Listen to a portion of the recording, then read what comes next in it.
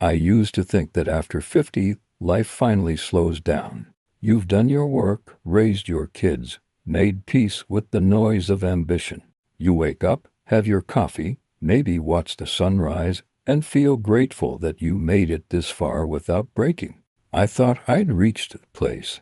I had a wife, Lynn, 30 years by my side, a home that echoed with the laughter of our children, now grown, and a business I'd built with my own hands, solid, dependable, respected. But all it takes is one quiet afternoon to tear down everything you thought was unshakable. It started small. Lynn was distant lately. She used to leave me sweet notes by the coffee machine or text me midday just to say she loved me. But now her phone was always turned face down. Her smile felt practiced, and when I asked what was wrong, she'd brush my hand away and say, "Nothing, Tom, don't start." I told myself it was stress. Her mother had been ill. She was working more.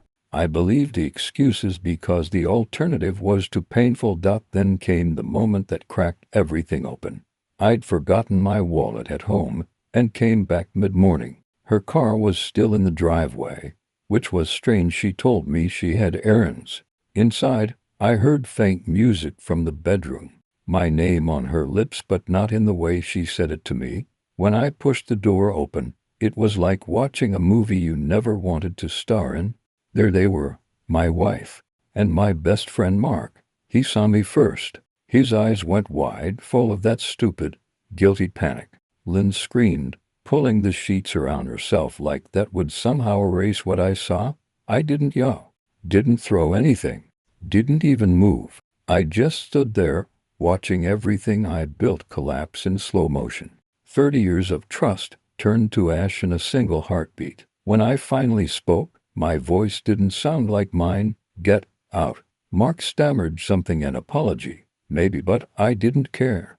I just watched him leave, half-dressed, humiliated, but still breathing. I thought about ending him right there. God knows I wanted to, but something inside me said no, because real revenge, the kind that stays with a man forever, doesn't come from rage. It comes from control. For days, I barely slept. I sat in silence, reliving every moment of my marriage, trying to find the signs I'd missed. The late nights, the girls' weekends, the sudden distance. Every memory turned sour, every laugh a lie. But beneath the heartbreak, something darker began to take root, a quiet, methodical fury. I learned that Mark had been struggling financially, his business barely afloat, and that my wife had been helping him. Money transfers, loans, gifts, over $80,000. Gone. My money, my trust. That's when I decided, if they wanted to burn me down, I'd rebuild from the ashes and make sure they were the ones buried in it. I stopped calling, stopped answering texts. Lynn tried to reach out, full of crocodile tears. "It was a mistake," she said. "You don't understand." Oh, I understood perfectly. While she thought I was falling apart, I was playing. I sold my half of the company quietly, at a premium. Before Mark could touch a cent, I started meeting with lawyers, accountants, even private investigators. Every move she made, I tracked. Every lie, every whisper. She thought I'd walk away defeated, but she forgot who built the life she was destroying. And the best part, I wasn't just going to leave her. I was going to make her wish she'd never betrayed me. I learned something important in those first weeks after the door blew open. Grief is a private thing, but revenge is work. If you want the kind of justice that doesn't burn you nearly as much as it burns the other person, you don't shout. You plan. You put one brick down at a time until a wall exists that didn't before, a wall that protects what's left of you and channels the force of what they did back where it belongs. The first practical thing I did was stop being visible. People expect drama after a betrayal, a confrontation on a lawn, a late-night phone call where someone shouts and slams doors.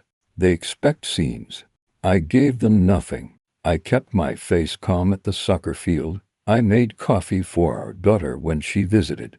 I answered emails at the company as if nothing had shifted. The quiet made people uneasy. That was useful. I'd sold my shares in the business almost on instinct within 2 days of discovering the transfers. Not because I was escaping. I could have stayed and fought for everything, but because asset mobility mattered. Money tangled in the business could be a hostage for months, years. Selling at a small premium meant liquidity and distance. Besides, the buyers I sold to were associates I'd trusted for years.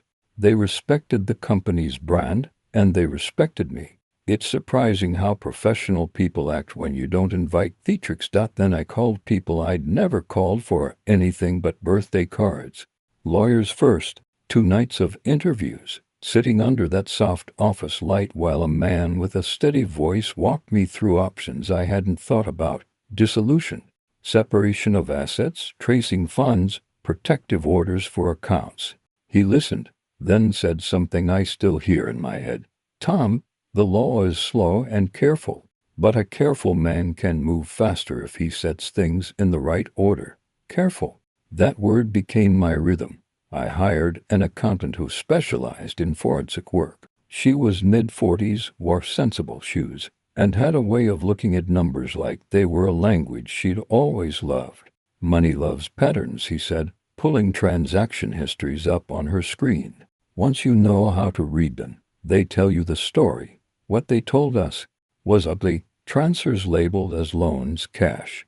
Withdrawals timed to coincide with trips Lynn took under the guise of visiting a friend. Reimbursements processed through shell vendors that matched the boutique hotels Mark frequented. The paper trail wasn't elegant, but it was there, stubborn and factual. I won't pretend there weren't moments. I wanted to break windows. When I sat with the ledger and watched subtractions from our account, month after month, it was like watching someone take off your shirt in the dark and sell the buttons. The temptation is to make the theft personal and immediate, to want to stand in a parking lot and demand answers. But the people who survive this kind of blow know that immediacy ruins more than it repairs. If you throw a match at a house, you might burn the thing down, but you won't have a house to return to. The investigator came next. A woman named Rosa, 47, with a set jaw and a talent for patience. She didn't wear the chest-thumping attitude of the men in bad movies. She asked questions the way a surgeon asks where the pain begins. She sat across from me and listened while I read my list: transfers, dates, names. She nodded, then told me what I expected. Evidence takes time and corroboration. It also needs witnesses. People forget things less often when a subpoena arrives, she said dryly. That was the first strategic choice I made. Make it a legal problem for them. Not a spectacle, but a paper one. I didn't want Mark to lose his reputation in a gaggle of jealous lies. I wanted him removed from places where he could hurt people, where he could touch the lives we'd spent decades nurturing.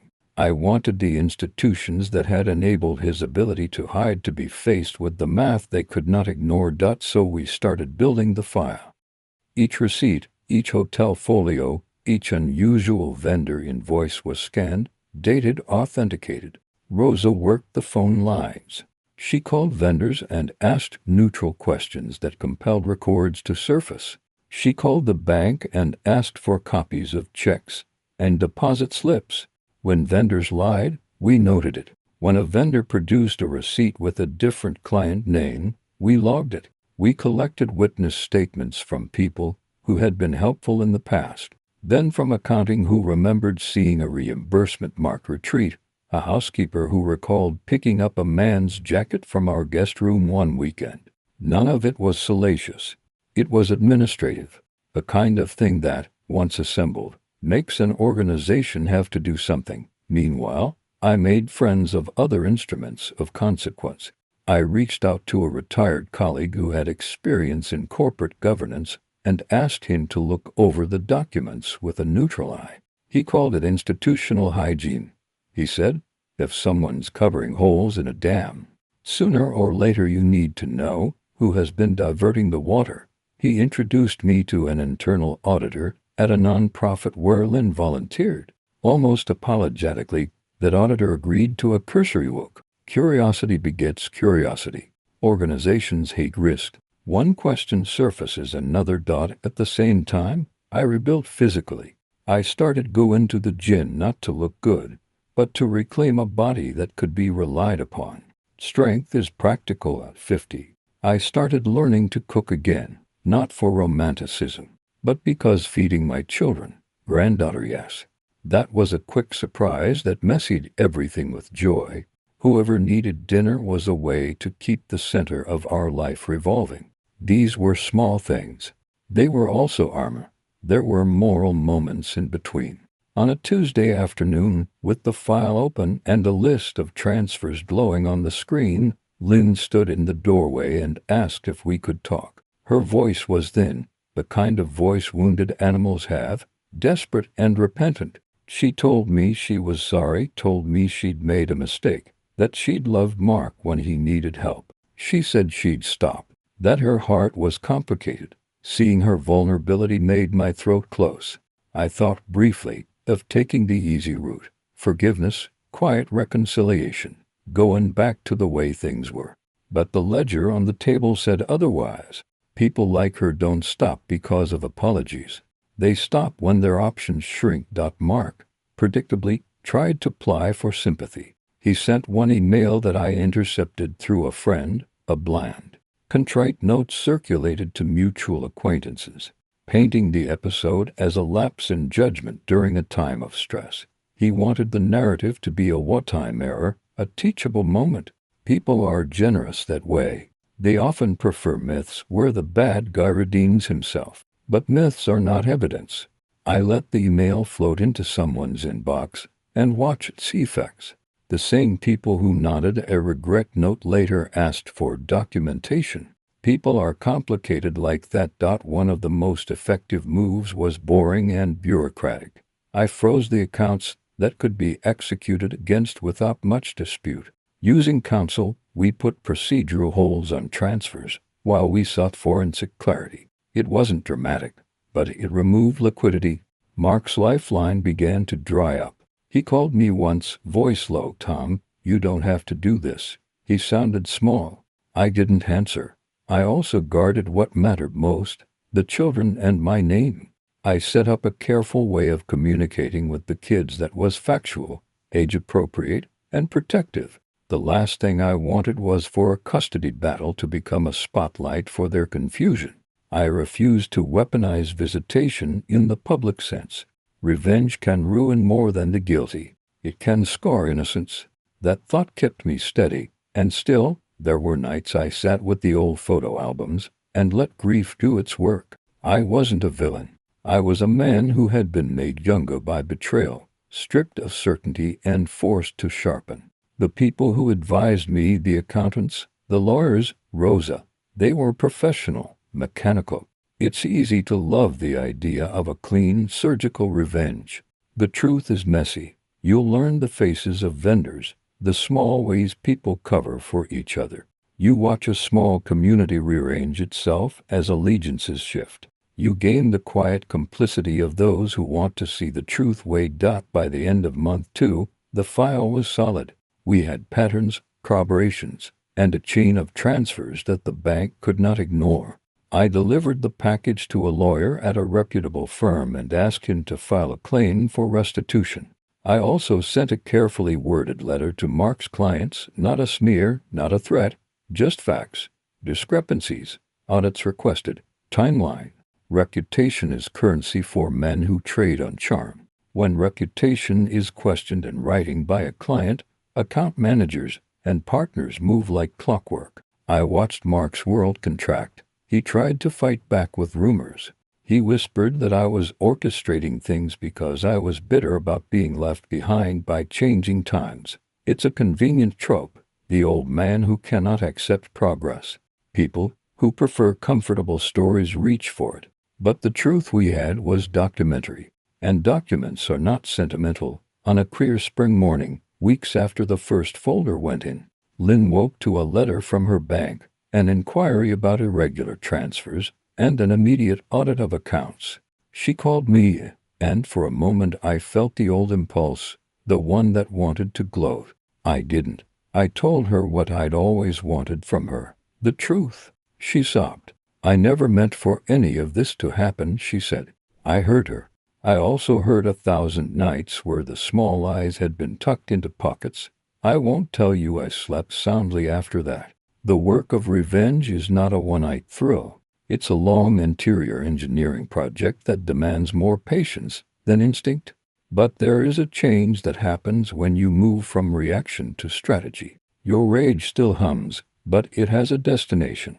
You can channel it. I started to feel something else around the edges. Not pleasure, exactly, but a quiet, honest satisfaction that balance, not necessarily poetic justice, but balance, might be returning. It is a small mercy, a return of something that feels like dignity. There was a last, small gesture I made that kept me honest.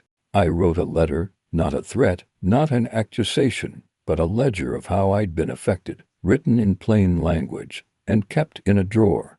It was a mirror for myself in case I ever got lost.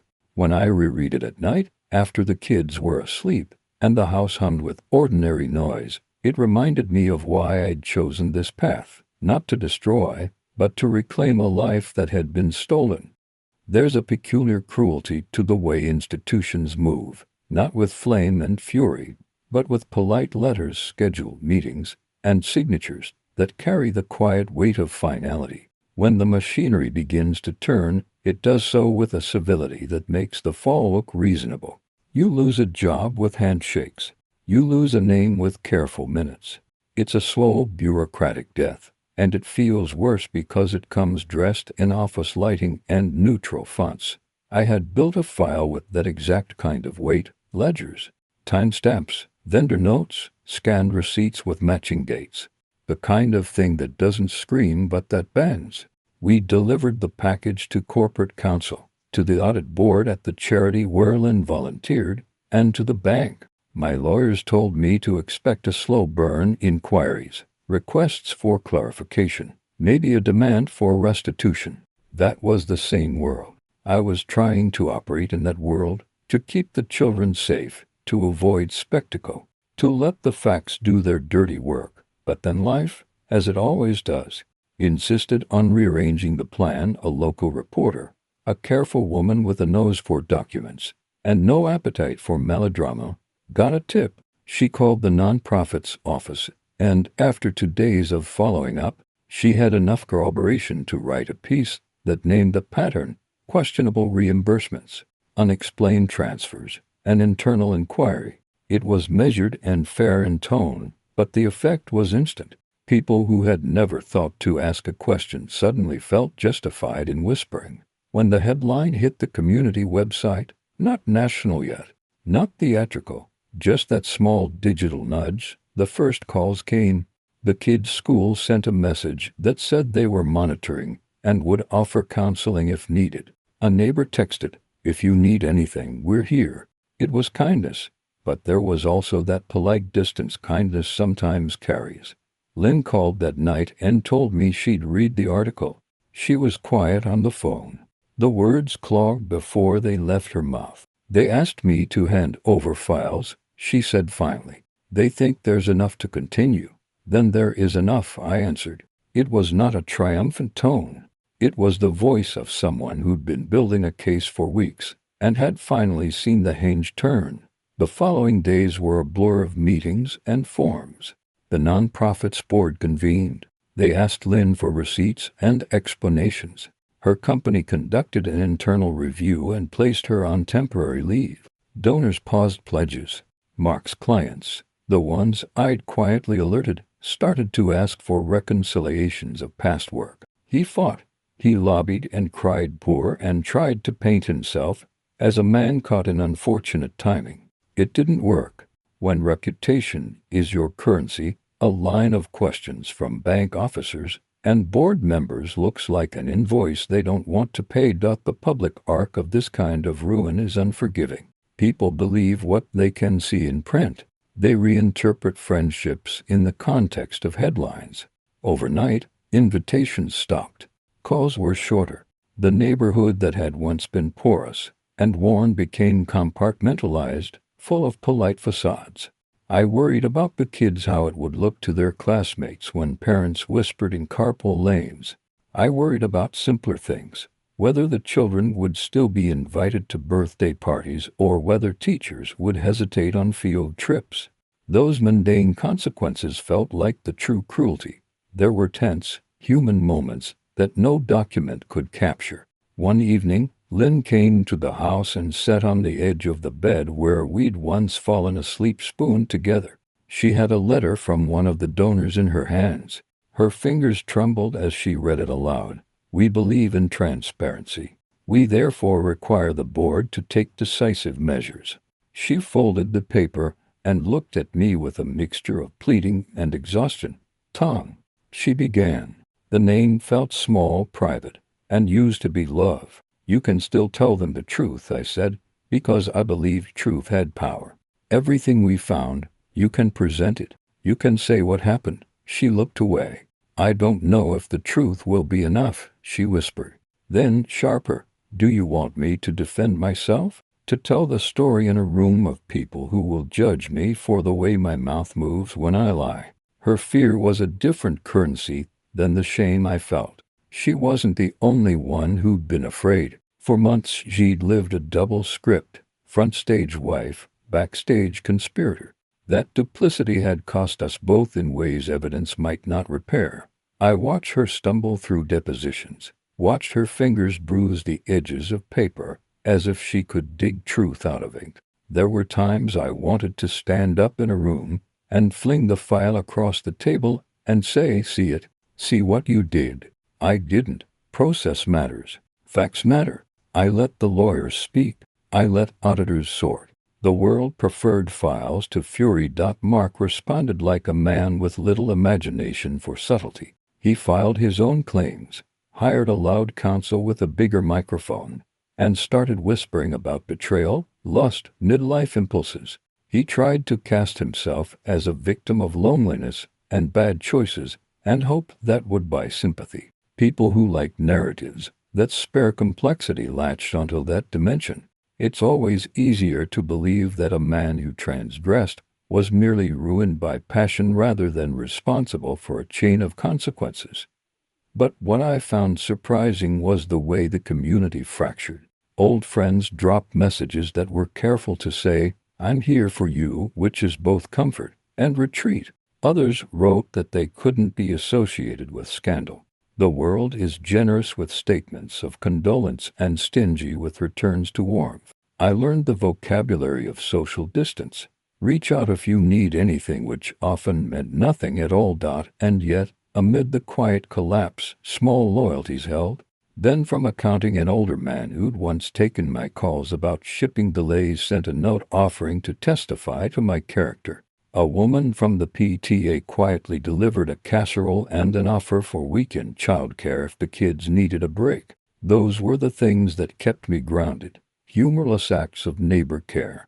People who didn't advertise loyalty but who showed up. The pressure the board applied had an effect I hadn't fully anticipated on Mark. When transfers were traced back to his firm's accounts, his partners asked questions. When the bank froze certain channels pending investigation, his cash flow stopped. He called me one night, voice rough. "You don't have to do this, Tom," he said. The words were a plea, but they also had a tiny edge of cowardice, like a man surprised that consequences persist when the party ends. "What do you want me to do?" I asked. "To forgive you," he said, in a tone that tried to sound vulnerable. I hung up. Forgiveness without accountability is a luxury reserved for people who never paid the bill. There were fights, not the cinematic variety but quieter ones. One afternoon, I met Lynn in a small room at the charity office while she signed paperwork that would acknowledge her error and set terms for restitution. She looked exhausted. Her eyes had lines I hadn't seen before. For a moment we older sold people to people who had once built a life on the same beans, moved in a choreography of adults, logistics, lawyers, restitution schedules. Our children's lives threaded between us like a fragile rope. "Why did you do it?" I asked at one point. The question was not rhetorical. I wanted an answer beyond the excuses. I wanted her to inhabit the moment she had taken. She swallowed, eyes glassy. I thought I was helping him, she said. He told me he'd pay me back. I wanted to be kind. I thought I was making someone's life better. Her voice cracked and something like guilt cracked open in her. There was truth there, a fractured kind of compassion, but it didn't excuse the years of depletion. The legal process took months. There were hearings where lawyers spoke and accountants testified. Each time a new document surfaced, it felt like another door closing on our former life. But the process did something else as well. It forced a kind of clarity. Once the evidence was out, colleagues who'd been hedging their bets were put on record. People who had preferred convenient ignorance now had to choose a side publicly. That shifted things. Some stepped forward, surprisingly, to offer testimony about the company's financial oversight, not to protect secrets, but to insist on accuracy. That was the kind of civility I'd been betting on. Institutions that do not like risk and that will act when given the right reasons. And then, finally, the board made a decision. Not a theatrical one, but a decisive one. Restitution schedules were set, reputational censure was applied, and Mark was asked to step down from any position of client management. The bank closed certain accounts pending repayment agreements. The nonprofit restructured its internal controls. It did what institutions do. It repaired governance and sent a signal that it would not tolerate misappropriation. When the dust settled enough for me to breathe, I realized the victory felt smaller than I imagined. The restitution would come in pieces, not in the neat moment I had once imagined where a man apologizes on a lawn and everything is righted. There were consequences, real and appropriate, but there was no cinematic reconciliation. There was only a new set of parameters for how we would live. That, in the end, was the point. I hadn't wanted to inflict ruin for spectacle. I wanted equilibrium, restitution for the money, institutional accountability for the misuse, and a life in which my children could grow without the easy lie that adults are infallible. On the night the final agreement was signed, I sat at the kitchen table with the stack of documents between us. Lynn and I looked at the paper like two strangers considering the same map. I don't expect you to forget, she said quietly. I don't think I forgive myself. I don't want a reenactment of what happened, I said. I want a clean place for the kids, honesty, no more hiding. We were both old enough to understand that honesty doesn't always start with speeches. Sometimes it starts with the small, steady work of being present. That was the bargain I could live with. Outside, the neighborhood hummed with the ordinary sounds of life: a lawnmower, someone laughing down the street, a dog barking. The world doesn't stop for scandal. It rearranges.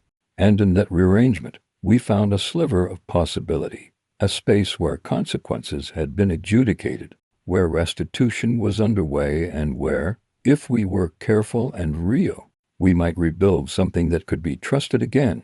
The reckoning had been thorough. It had cost a lot. It had exposed pretensions and forced institutions to account, but it also gave us, grimly and finally, a foundation on which to start building again. The next part, the work of repair, would be quieter, longer, and require the kind of courage that is nothing like the rage that started it all. It would require showing up again and again to the mundane acts of life. If revenge is a dish, maybe justice is a ledger, and a ledger, once closed, can be a map back to something like peace. The morning the papers went through, I didn't feel triumphant. I felt finished, like a man who'd been running through fire and finally stepped out into cold air. The revenge, the legal filings, the exposure, the precision with which I'd dismantled the partnership between my wife and the man who'd called himself my friend, it was done. The dominoes had already started falling weeks earlier. All I had to do now was stand still and watch the dust settle. It's strange what justice looks like in real life. It's not cinematic. No grand speeches, no satisfying applause from the universe. It's quieter. It's a frozen account, a revoked position, a letter of termination. and a reputation that begins to collapse under its own rot. It's the sound of your phone not ringing because the people who used to gossip about you are now whispering about them. It's peace that arrives in silence, not in celebration. When the court accepted the settlement, restitution for the stolen funds, joint assets divided by math and not manipulation, I walked out of that courthouse feeling 50 years lighter. Lynn didn't look at me. Her lawyer spoke for her. That used to hurt. Now it didn't. I'd learned that you can't expect closure from people who don't know what the word means. You have to make your own closure and then guard it like something sacred. For weeks after, I kept expecting some new twist, an appeal, a rumor, a phone call meant to stir old wounds. But nothing came. The silence stretched, not empty but calm, like standing on the shore after a storm, and realizing the ocean's still there, it's just done screaming. One evening, I drove past the old office. The lights were still on, new people moving in, voices I didn't recognize, laughing at things that didn't matter anymore. For years, that building had been the center of my world, the place I'd built a business, then watched it become the stage for betrayal. Now it was just brick and glass. I didn't hate it. I didn't love it. It just existed, like a chapter you've finished reading but can't quite forget. I started doing something I hadn't done in years, walking without purpose. I'd get up early, before the sun, and walk through the quiet streets, coffee in hand, breathing in that cold air that wakes you from the inside out. It reminded me that I was still here. It's easy to forget that when you spend months defined by someone else's lies, you start thinking your life only exists in response to them. But standing in that dawn light, hearing nothing but my own breath, I realized I wasn't reacting anymore. I was living again. About 2 months after the dust settled, I saw Mark one last time. Pure coincidence. A small cafe near the pier, where I'd gone to meet an old friend. He looked smaller somehow, as if the arrogance that used to fill a room had deflated. He didn't notice me at first. He was sitting alone, nursing a cup of black coffee, scrolling through his phone like it was the only thing keeping him tethered to this world. When his eyes lifted and met mine, time froze for a second. I expected anger, or guilt, or even an apology. Instead, I saw something worse. Nothing. Just exhaustion. I nodded once, slow and calm. He lowered his gaze. That was it. No words, no grand confrontation. Just two men who'd finally reached the end of a story that should have never begun. And in that moment, I understood something that no one ever tells you about revenge. The real victory isn't when they lose. It's when you stop caring whether they do. I left the cafe without looking back. Life after betrayal isn't about rebuilding what was lost. It's about constructing something new from the rubble, something stronger because it knows what can break. I started consulting again, small businesses mostly. Nothing fancy, but honest work. I took my time, chose my projects carefully. My kids visited more often, at first out of pity, then out of genuine joy. They said I seemed lighter. Maybe I was. I'd cut out the rot, and the wounds were healing. I even started writing again, short essays at first, then longer reflections about work, love, and the strange beauty of second chances. It wasn't for an audience. It was for me. You can't erase betrayal, but you can reclaim the narrative. That's how I kept my sanity. I rewrote my story. Then, one quiet evening, something unexpected happened. I met someone new. Her name was Claire. She worked at a small art gallery downtown, divorced, sharp-minded, with eyes that had clearly seen storms of her own. She didn't ask about my past the first night we talked. She asked what made me feel alive. No one had asked me that in years. I told her, finishing what I started. She smiled, and for the first time in a long time, that didn't sound like a burden. It sounded like hope. We started seeing each other, slowly. Dinners that turned into long walks. Conversations that didn't revolve around pain, but possibility. It was gentle and real, and exactly what my heart needed. Not fireworks, but warmth. Not adrenaline, but peace. Sometimes, When we'd sit by the fire at her place, she'd ask about the scars, not the ones on my hands or my heart, but the invisible ones that still ached when certain songs played or certain dates came around. I'd tell her quietly that they were reminders, proof that I'd survived something that once threatened to erase me. She'd nod, lean closer, and whisper, "Then you're stronger than most." I believed her. Months later, on the anniversary of the day I found out everything, the day the world fell apart, I stood outside, watching the sun rise. Same house, same sky, different man. The pain was gone. What remained was something else: gratitude. Gratitude that I'd lived through it, that I'd learned the difference between anger and power, that I'd chosen to rebuild instead of rot. If you're wondering whether I ever forgave them, yes, I did. Not because they deserved it, but because I did. Forgiveness isn't about letting them off the hook. It's about cutting the rope that keeps you tied to their wreckage.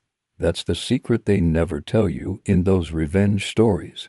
It's not about the fire you throw. It's about the peace you earn afterward. Now, when people ask what happened, I just say, I learned the cost of betrayal and the value of becoming someone who can't be broken by it. Then I smile, because for the first time in decades, the man looking back at me in the mirror isn't angry. He's free, and that, I think, is the sweetest revenge of all.